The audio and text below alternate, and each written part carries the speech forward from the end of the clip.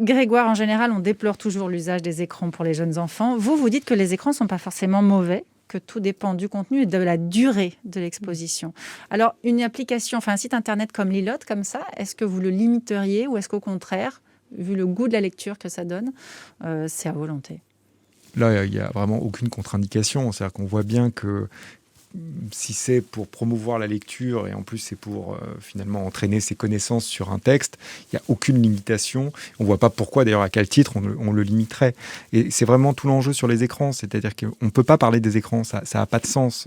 Au-delà des différents types d'écrans, c'est vraiment les contenus qui vont jouer. Et on sait qu'il y a des contenus qui sont de façon très contre-intuitive, par exemple, bon pour le développement du vocabulaire de l'enfant. Si vous regardez Dora l'exploratrice, c'est plutôt bon pour le développement du vocabulaire de l'enfant. Si vous regardez les Teletubbies, c'est plutôt mauvais.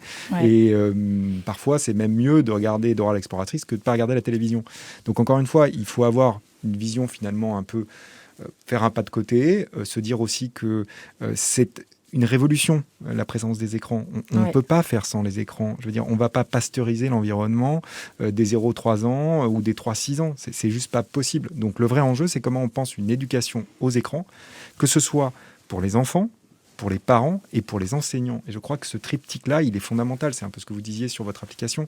On a besoin de ces 3 parties prenantes pour effectivement penser une vraie éducation à l'usage des écrans. C'est ça. Donc finalement, il faut que les écrans et un site internet comme Lilotte rentrent plus à l'école, dans l'éducation nationale.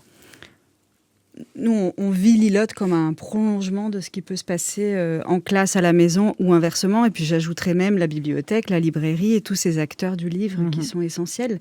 Moi, je suis frappée là, en discutant de plus en plus avec des gens de terrain, de voir à quel point les bibliothèques ne sont pas utilisées à la hauteur de ce qu'elles permettent. Moi, je les redécouvre. J'y suis allée il y a longtemps avec mes enfants, mais ils ont grandi. C'est extraordinaire. Il y a des gens là qui font un travail fabuleux. Je crois qu'on les oublie un peu trop. Alors là, elles ont fermé, mais elles réouvrent. Donc, voilà. Et on peut inviter les familles. Et sur Lilotte, donc, on trouve des tas de livres que l'éducation nationale recommande, entre autres. C'est déjà demain sur France Bleu, Églantine Émeillé.